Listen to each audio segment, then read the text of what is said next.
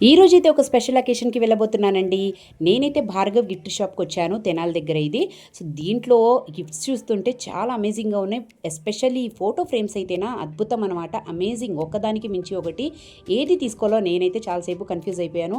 Especially రాధాకృష్ణుల బొమ్మలైతే నన్ను ఆకట్టేసినాయి అనమాట. చూస్తుంటే చాలా పీస్‌ఫుల్‌గా, చాలా రియలిస్టిక్‌గా ఉన్నాయి.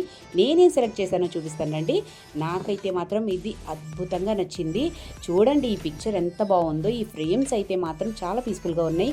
ఇంతకీ మేము వాళ్ళ ఫంక్షన్స్కి వెళ్ళేటప్పుడు ఇలాంటివే తీసుకెళ్తాము. అలాగే వాళ్ళు కూడా మా ఫంక్షన్స్కి వచ్చేటప్పుడు మాకు తగ్గట్టు తీసుకొస్తుంటారనమాట.